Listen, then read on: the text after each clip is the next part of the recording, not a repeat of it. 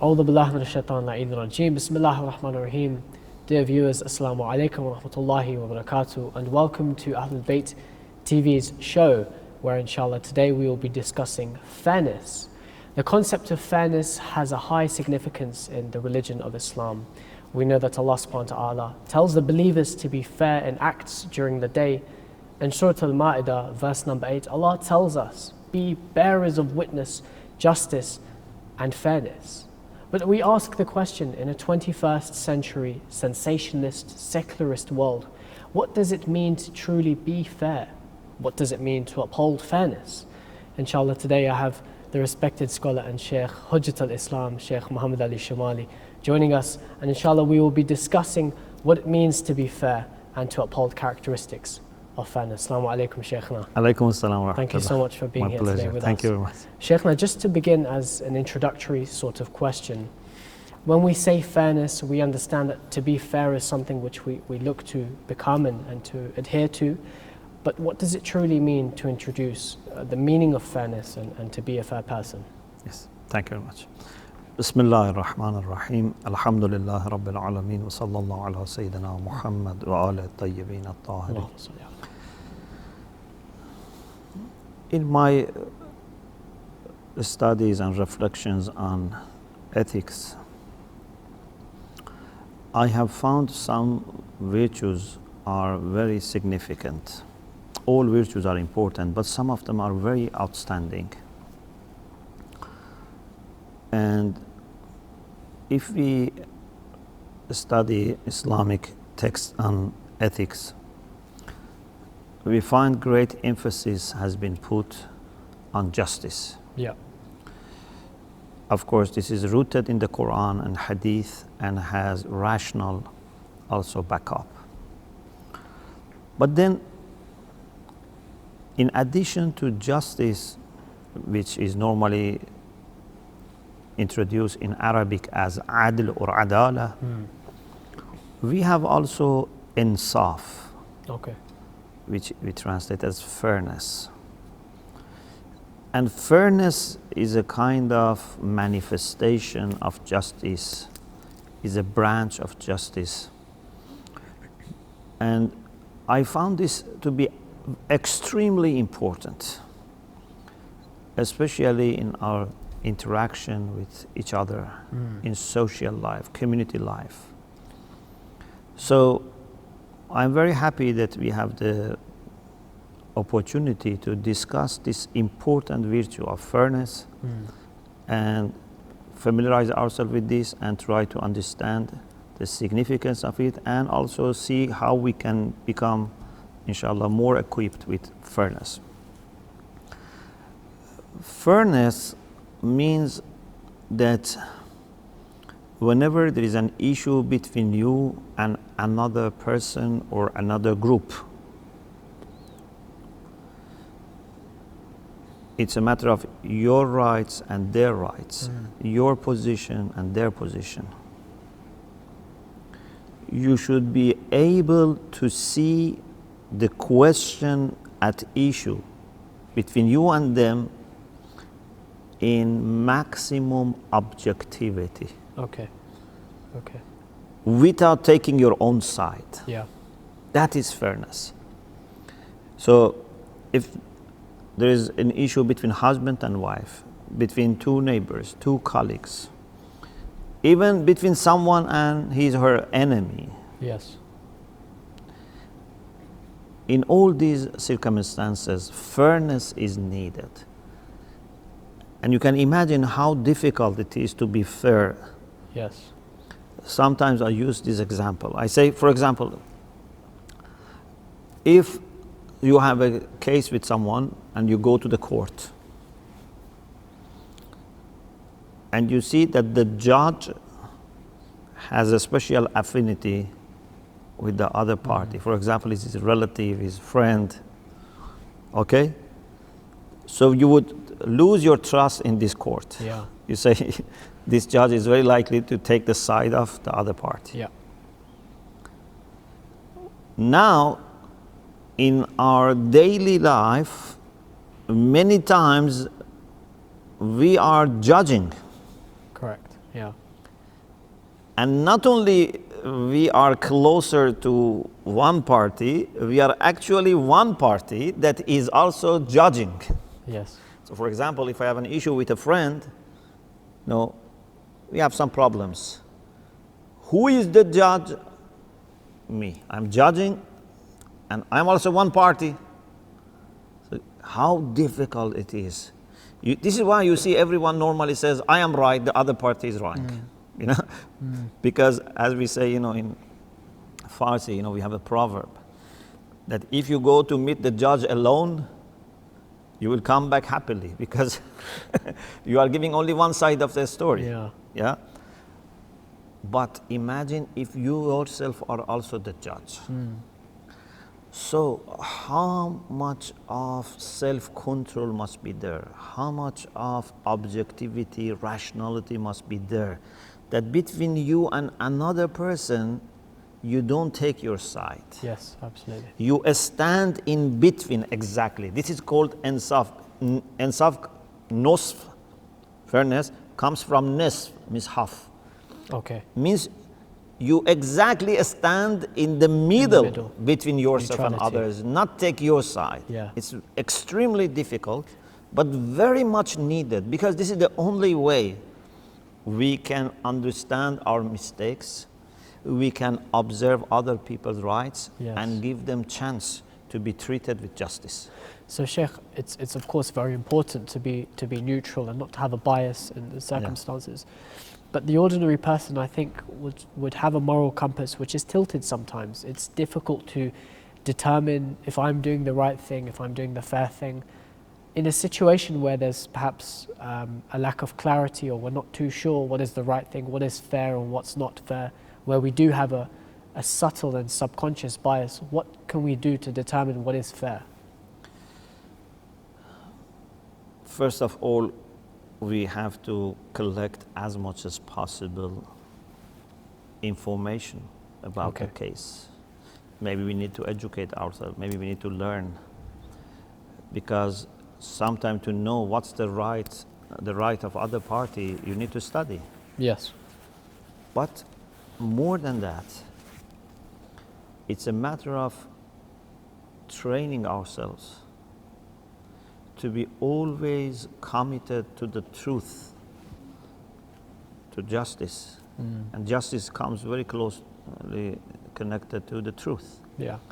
So if I am able to see the truth, even if it's against me, and I'm able to overcome my emotions, even if they are strong against the other party, then I can be fair. Absolutely. Yeah. Imagine, for example, if your child comes home or your little brother comes home and has had a fight with someone in the school. Yeah. Are you able to be objective? It's very difficult. It's very difficult. Yeah. Now imagine if you yourself have problem. One of the great qualities of a believer is to be able to admit his or her mistakes. Absolutely. Yeah. This gives the hope that inshallah there is some fairness.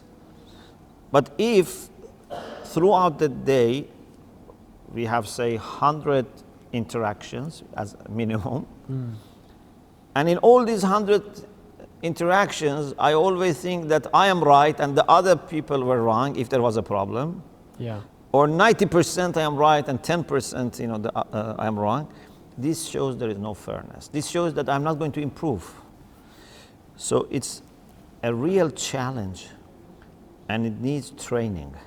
It needs to discipline ourselves. Yes. Yes. And I wish from childhood we bring up our children with this habit of acknowledging, admitting their mistakes. Yes. That's great achievement if you are able to admit your mistakes. Yes. But if you first hide your mistake, then a time comes that even you don't understand your mistakes and you think you are right all the time. Yeah. And that's the problem that we can have, in society. So fairness is a great indicator of more underlying virtues. Okay. You mentioned bringing up children, and of course being able to train your children to acknowledge their mistakes, to understand what's right and what's wrong. When we talk to our children, the youth, the younger generations in society, we often try to link back to examples of individuals in the history of Islam who have acknowledged and kind of demonstrated fairness in their lives. What kind of key examples, or who perhaps are the best examples to give the youth and general people day to day to learn from? I think we find this fairness very visible and clear in the lives of the infallibles, of the Ahlulbayt. When you look at the, for example of Prophet Mohammad sallallahu alaihi wasallam, you see he is not holding any special privilege for himself. For example, if he's dealing with his wife, or I don't know, other people, neighbors, enemies, he would not say, because I am a prophet, you are always to listen to me and you are wrong, you know? Actually, what we find in the example of Prophet is that when it comes to his personal life, he was always trying to compromise. Okay. He was always trying to give priority to the other party. To the extent that sometimes he was very much annoyed and people were not observing his comfort or privacy, but he was still not, you know, stopping them. For example, people wanted to talk to him about everything, wanted to take his time, wanted to go to his home even without permission, you know. Then we see sometimes Allah subhanahu wa ta'ala, instead of the Prophet, ask people to observe rights of the Prophet. For example, Allah subhanahu wa ta'ala says to the believers that if you want to enter the houses of the Prophet, you have to seek permission. Ya ayyuha alladhina amanu la tadkhulu buyuta an-nabi illa an yu'dhana lakum. Do not enter the house of the Prophet without being given permission. It means that in the past, even some people without permission used to visit him. Even they used to sometimes, you know, stand outside his home and, you know, cry and, you know, shout that. Then Allah said, إِنَّ الَّذِينَ يُنَادُونَكَ مِنْ وَرَاءِ الْحُجُرَاتِ أَكْثَرُهُمْ لَا يَعْقِلُونَ. Those people who call you and shout you from outside. So there are many, many examples that the Prophet, when it comes to his personal life, he was very, very flexible, lenient, even more than insaf. Because insaf is to be considering both sides equally. 50-50, But he was giving priority to the other part. I see. Or for example, an example which I think is also important to be mentioned is about Imam Ali alayhi salam. When he was in power, when he was the caliph, there was a case, someone complained about Imam Ali to the court. And Imam Ali is the head of the state and the judge is under his authority. But he didn't say, first of all, you don't have any right to complain about me. I'm the head of the state. No. He was happy to go with that person to the court. Imagine. So it's a great level of justice and fairness that although you are also imam, you are ma'soom, you are infallible, but you go with the person who makes a claim against you to the court. And then when the judge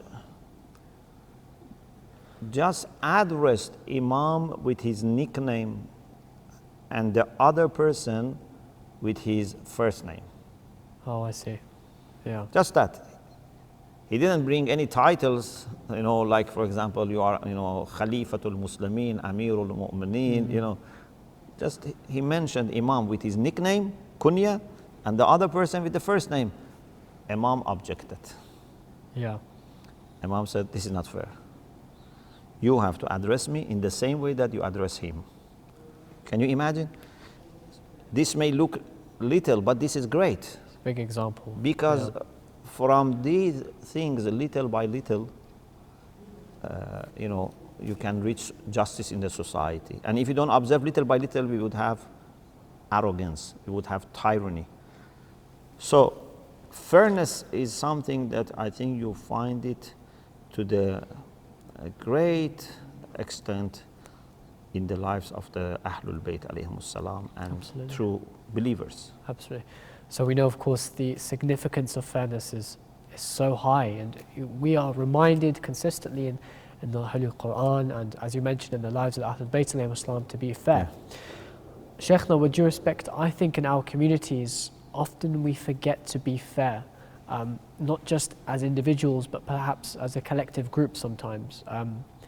I personally believe that there exists elements of favoritism through tribes or communities or different cultures where perhaps sometimes we may favor people of our own creed as opposed to people of other creeds and backgrounds. We may have this prejudice and we may judge people.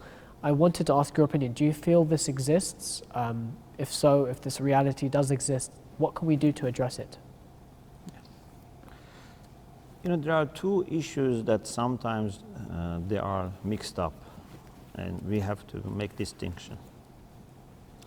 It is true that you should have a special relation and a stronger sense of responsibility towards your family, your community. Yes. Okay? This is true. But on the other hand, you have to be also fair and just. So sometimes people don't get these two right. Yeah. So my understanding is this. If something is yours and you have full rights over it, then you should observe certain criteria for giving this to other people. Right. Okay. Okay? You may, for example, try to give to people who are needy more than the people who are not needy. Yeah. Or those who have greater need, give them more than those who have less need. Another criteria is you want to, for example, give more to your kinship. For example, to your brother, sister, parents, cousin. That's not a problem. If it is yours and you have full control, and you also observe other points like who is in greater need, what's the priority. But one also priority in Islam, which is very rational, is family, is relatives. Okay? Yeah. So for example, you want to invite people as guests. So one reason can be they are in need. Right. Another reason is that because they are your family members, even if they are not in need, or community members. Yeah. But sometimes it's not your rights, it's not your, for example, possession or property. You are just put there to find out the most qualified people. Okay, so for example, you are a manager or, for example, human resource management manager of a company. It's not your company. Yeah. Yeah, it's public or belongs to someone else. They expect from you, and this is your moral responsibility and your duty, that you find for any job the most qualified people. Not that you give the job to your friends or family members, even if they are less qualified. So it's a matter of how much of it is your rights and how much is your responsibility towards another people or another group. So if it comes to having a strong sense of responsibility and affection, right, then you can have more towards some people like family, like relatives, but like community. We shouldn't perhaps distinguish when it comes to race or to culture. We shouldn't maybe judge and say, can we have favoritism, an element of favoritism? Yeah. So, but favoritism, if it is meant in the sense that we normally understand, in the sense that you discriminate. Oh, I see. That's the problem. Yes. So you discriminate against some people because of their race, because of their religion, because of gender, because of age, although they are qualified. Okay, that's another issue. So for example, if I visit my parents more, this is not favoritism. Yeah. If I give, for example, more money to my relatives who are in need, this is not favoritism. Okay.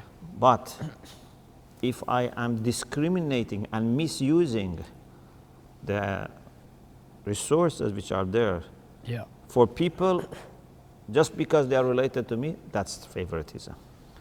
Sheikh, now, it's often thought that there is a concept where we say, or where particular scholars say that to be fair and to be just and to show these attributes and to demonstrate it can be ranked higher than to be benevolent or to be generous or to show mercy. Is this correct? If so, why? We have a saying of Amir al-Mu'minin alayhi salam where he says that justice is better than generosity because justice puts things in their right place and generosity can take them outside. Oh, I see. Then there has been discussion, what does it mean? The idea is this: we should have full observation of moral values, rights of people, and see in the long term what brings more good to the society. Okay. Yeah. As a teacher, if I am generous with giving marks,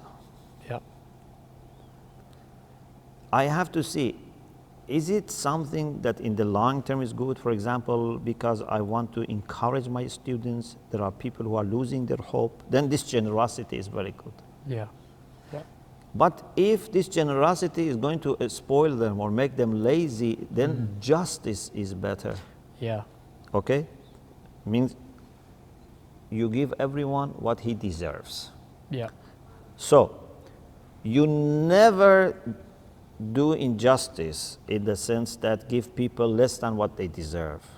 But it's a matter of whether you give them exactly what they deserve or you give them more than what they deserve. I see. Okay. Okay? So, zulm is always rejected. Injustice always.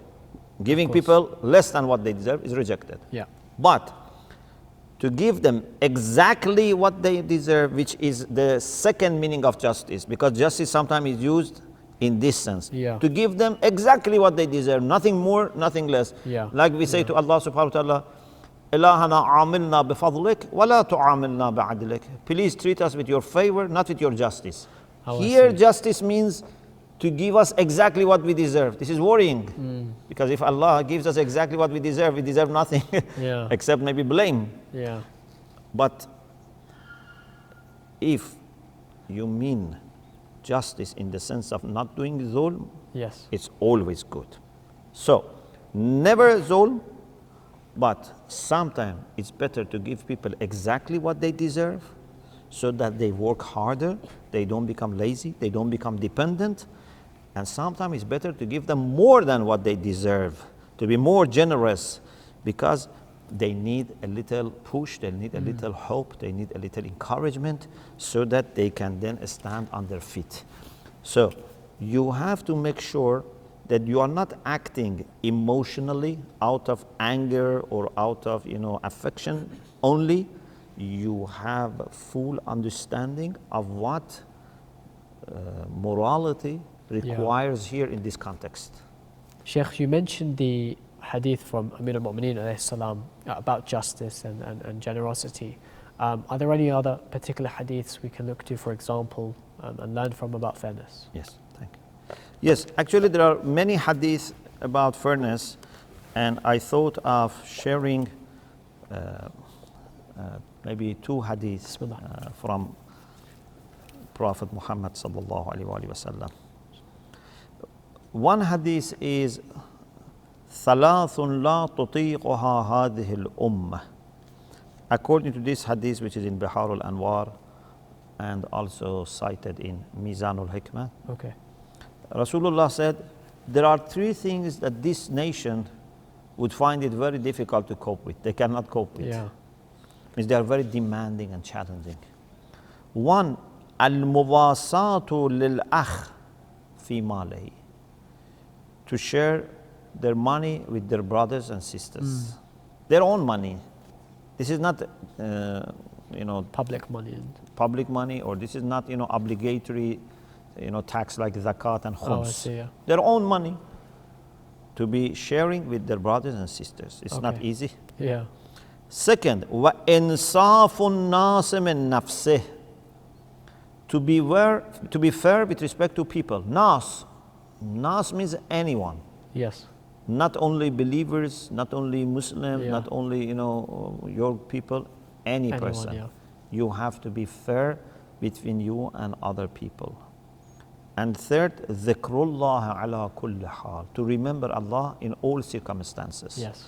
Yeah. So Rasulullah says these are three things that this ummah would find it challenging. Difficult, yeah.